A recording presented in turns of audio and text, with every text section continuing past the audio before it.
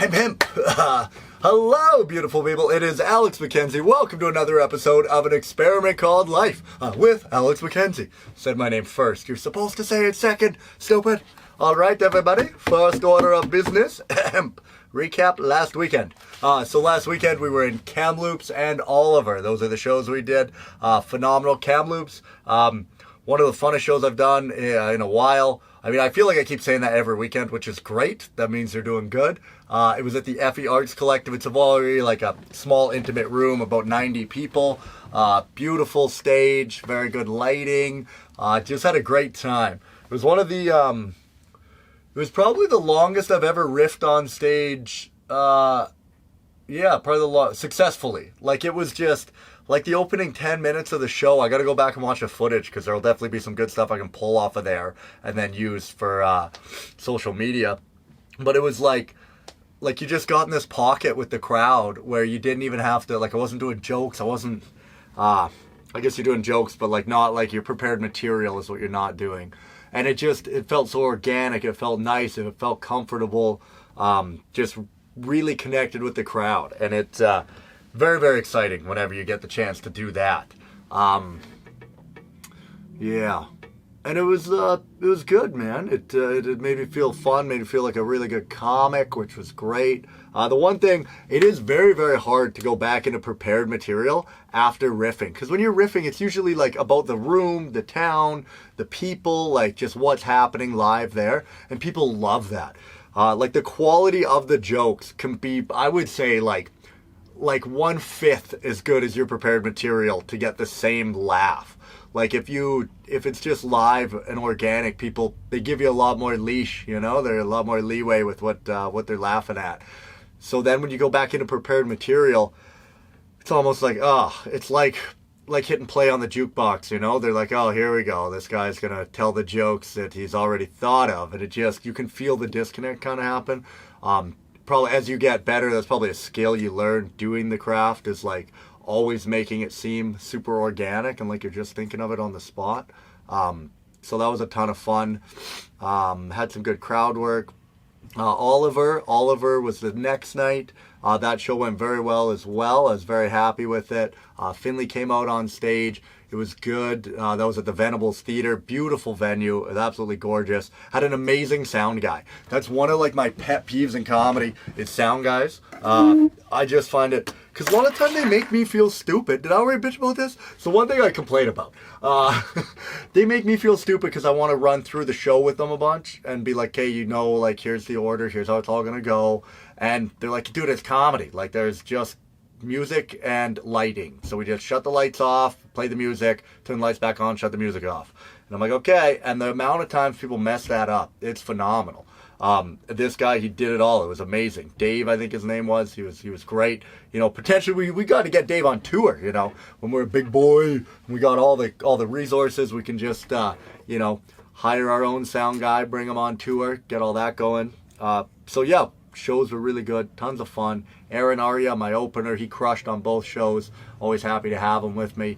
And, oh, look at that, dude. I just said his name. He just messaged me on my Fitbit. So I got to go put that away for a sec. Aaron, we're doing a bloody podcast. Maybe next week or something.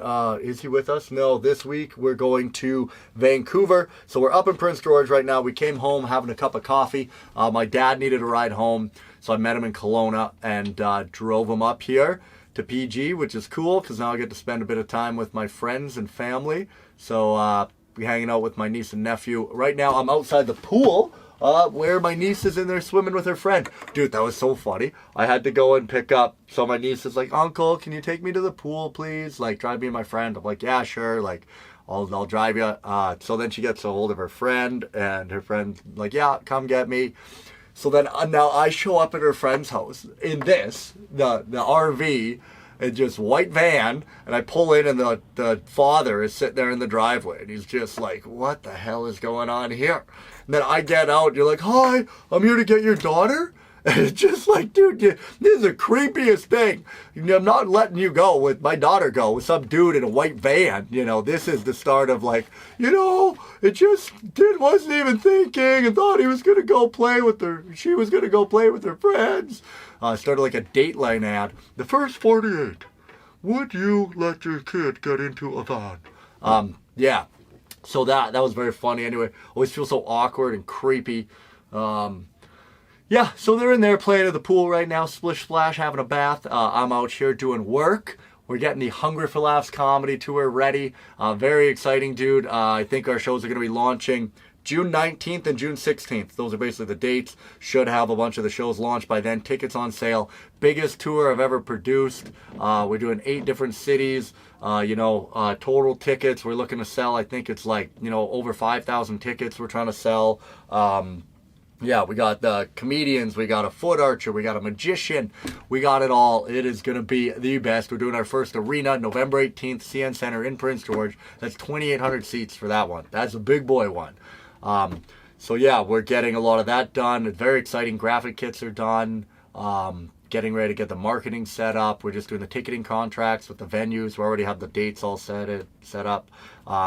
Yeah, that starts in October, November. Hungry for Laughs coming your way. Please tell your friends about it. Please look for that. And all the proceeds go to local charities. So we pick a local charity, and then they get all the proceeds. So anything after our cost. So once we hit our break even, and if I'm honest with you, the production company does take a small cut. So there's that, and then we give the rest away to charity. People helping people, powerful stuff.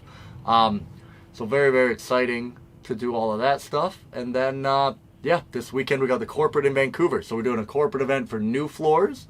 So it's their AGM. So we did an event for them last year, just locally for like a local New Floors out of Langley. And then they ended up hiring us for their AGM this year with all of their owners. So it's an honor. I'm very excited. Get to go to a very fancy hotel on Friday and perform for these people. So should be good. So that we got that on that show. We are bringing them the heat. We're bringing Chris Griffin, Simon King, Sophia Johnson. If you don't know them, go check them out. Some of my favorites in Canadian comedy. What else are we doing? Oh, ECL tickets with my mother. So me and my lovely mother, for Mother's Day, I got my mom tickets to go see ECL, the guy from Kiss from a Rose. That's the only song I know. I've been studying it, practicing so that I can sing along at the event, because if there's one thing I love to do, it's sing along. It's like my favorite thing, dude. Like a choir? Oh, man. Like if a choir would be so cool. I should have been a choir boy, That would have been so fun. I just love it. I think it's so good. But the old lisp and not a very good range of motion in my voice. Just don't seem to have it together. Gotta get it. Now I'm yelling at you.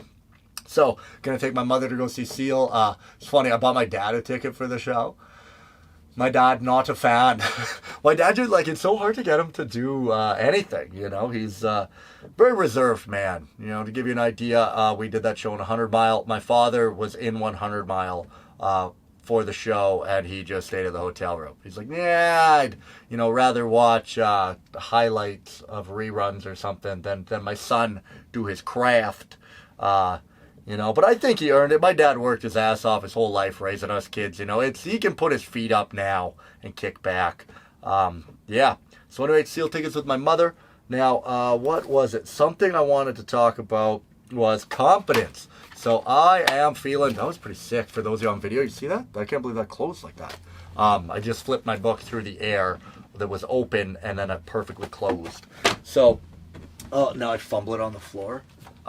Confidence, that's something I noticed. So I really struggled on the long weekend because I got drunk and partied all weekend, and it just irked me. It was very difficult. Oh, hang on, my sister's calling. Just one sec. I have to tell her. 1 minute. There, okay, perfect. There. Confidence. So confidence, what I found is confidence, self-esteem, it's something that's built.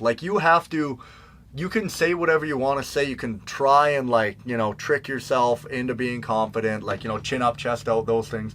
But the real driver for confidence, for me anyway, and self-esteem, I found is through action.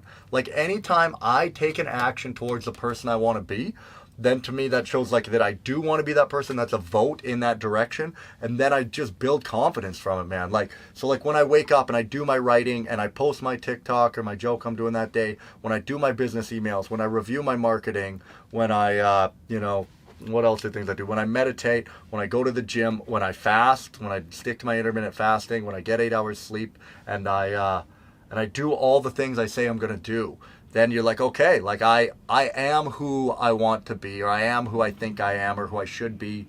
And then I just, start compounding those days, and then that confidence starts to grow. And then you start really, really being able to be like, what am I capable of, And it, yeah, I don't know. It's something like, because another good quote I heard was that like, we all want to be confident, but the problem is like, you're scared until you complete the thing, and then you gain the confidence for it afterwards, which is one of the crazy things about life, is you get the confidence to do the thing after it's already done. So it's like, you have to be courageous. You have to show courage. You have to go at the thing that you're afraid of doing. And then when you overcome that, that's when you then get the confidence to do it. And it just seems to be like slowly increasing that over time. Like same with like risk and reward. Like this year, Hunger for Laughs, dude, like that arena show, like it's close to $100,000 to produce that event. And I'm doing it, like I wouldn't have ever, I remember the first time I did a show that was like, well, even just doing that Calgary tour, I did a Southern Alberta tour that cost probably like $6,000, $5,000 to put together with me, Simon and Dale Ward, me, Simon King, Dale Ward back in 2021. And that stressed me out. I lost money and it was insane. You're like, oh my God, I can't believe like I'm losing so much money. This is awful. And that was hard and scary to do something at that price range. And then I started doing shows that were, $8,000 to $10,000, and then $15,000 to $20,000, and then $30,000. And it's like you just get more and more comfortable being in that range of show, like doing those larger events and being prepared for the losses with the big wins, like, no risk, no reward type of thing. And just getting better and stronger and more self-esteem. And then in 10 years, we'll be doing shows that are like $1 million, We're like, dude, we're launching an event, $1 million for one show. And it's going to be wild. Anyway, I think that hit our 10 minutes for our podcast. I really appreciate you guys listening. We're just documenting the journey, and we will be back next week. I love you guys. Please, if you know any of our upcoming shows after this, we're at the Kelowna Comedy Club, we're at Lethbridge. Please tell your friends about it. Go to alextelljokes.com/live shows. That is where you can get tickets to all my shows. It would mean the world to me if you shared some love. Also, you can sign up to my mailing list on my website, and then you'll be notified whenever I'm coming to your town and get discount tickets. All right, I love you guys. Take care. Talk soon. Mwah.